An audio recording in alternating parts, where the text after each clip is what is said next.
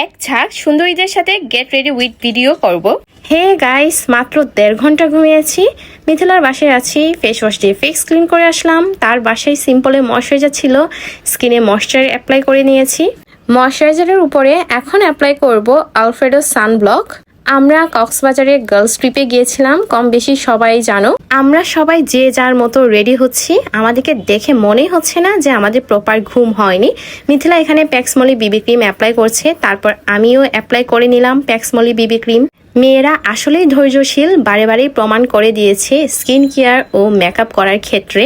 Step by step makeup করা কিন্তু সহজ ব্যাপার না।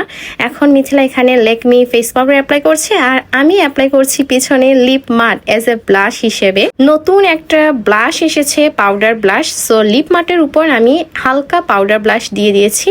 এখন হেয়ার স্টাইল করব। মাথায় স্কার্ফ বাঁধা, এটা আমি টিউটোরিয়াল থেকে দেখে শিখেছি।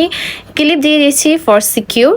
সবাই রাশে ছিল, তারপরও মিস মাখিয়ে আমার ফ্রেমে চলে এসেছে। সো এখানে মিথিলা অ্যাপ্লাই করছে বিউটি গ্লেজেটের লিপ লাইনার। তার কাছে এই লাইনারটা খুব ভালো লেগেছে। তার সাথে আমি কি নিয়ে জানি কথা বলছিলাম।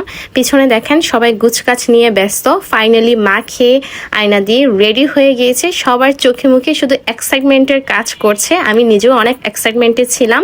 সো এই তো আজ এ পর্যন্ত, টাটা।